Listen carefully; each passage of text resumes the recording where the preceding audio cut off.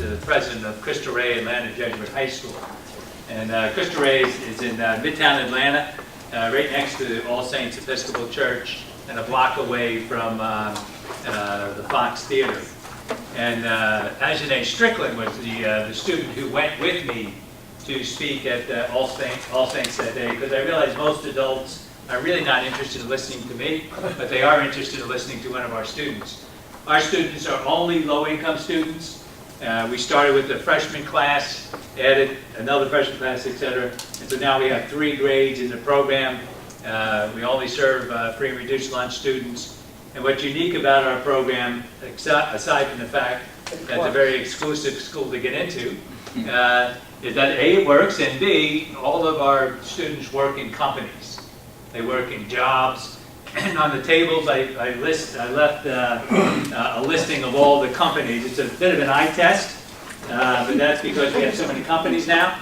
But we have 99 companies that are providing jobs for us, and these are the who's who of corporate Atlanta that are offering jobs for our students. But one of the things that Ajane said when she came to All Saints Breakfast was that she had came in as a freshman, and then at the end of the freshman year, she decided it was too difficult. And so her mother said, you know, you're in high school, life shouldn't be that difficult, stay home. So she went to a public school, and I think she mentioned the name of the public school that day. She doesn't do that anymore. And she went to the local public school, and after 2 months, she called us up and said, can I come back? She said, the difference is, one of the things that Eric talked about, is that our teachers were really focused on building a relationship with our students. Every single teacher is required to know the name of all their students. In fact, our principal knows the name of all 386 students. I wish I could say the same. Wait a second. Did you just say that you had to make a requirement to have a teacher know the names of their students? Because most teachers don't know the names of the students. And so because we have that relationship with each one of our students, Ajane felt, which was very different than what she experienced when she went to public school. She said, hey, I want to go back because they care about me as an individual. And so that's why she came back to our school. And you know, she continues to struggle. And her parents are sometimes helpful in that struggle and sometimes not so. But anyway, we are working with her and are looking forward to her graduating. What I heard is really 5 main areas that you guys talked about. The role of parents, teachers, industry, government, and the student themselves. And unfortunately, the interplay of all these things is very complicated. And clearly, the parent role, which many of you spent some time talking about at your table, is a critical role. And the reality is that's one of the biggest problems we have in Georgia as well as in this nation, and particularly with custody battles. We have a lot of our students at our school that are doing great.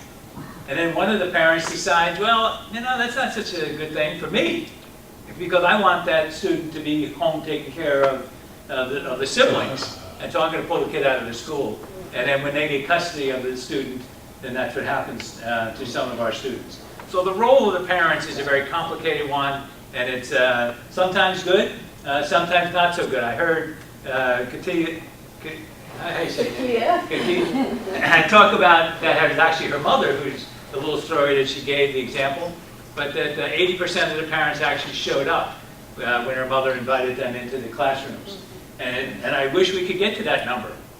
We have a mandatory that you have to come, the parents have to come and talk to our teachers, and we still only get 60% of our parents to come.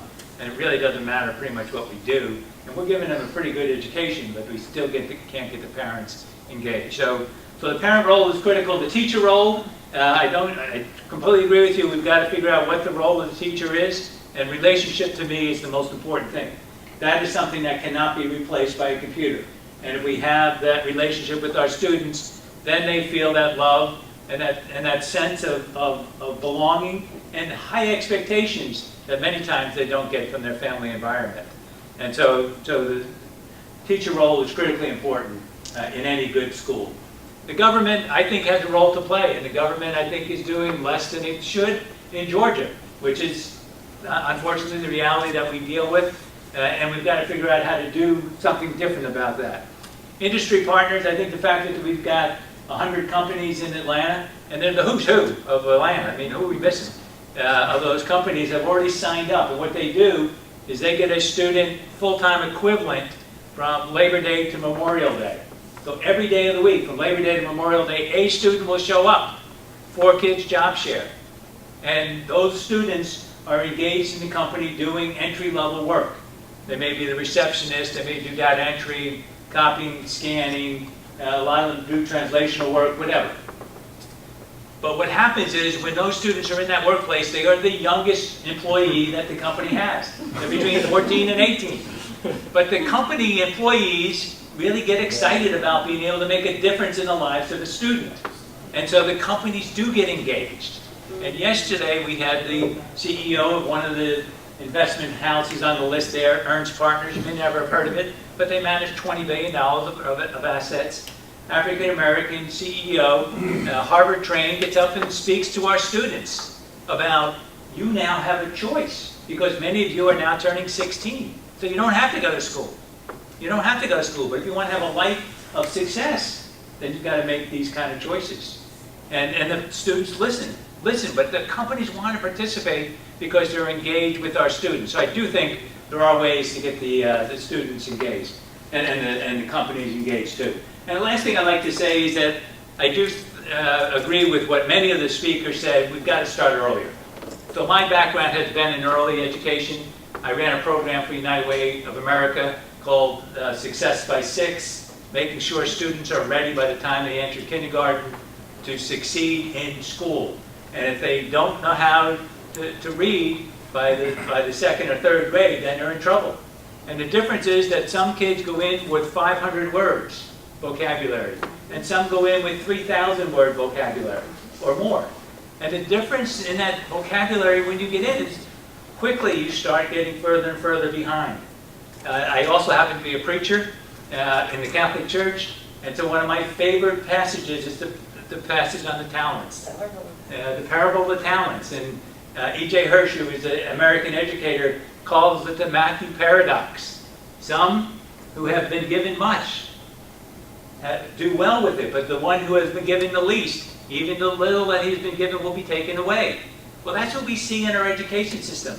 If a kid comes in with 500 words, he quickly loses the ability to comprehend what's happening, and he falls further and further behind.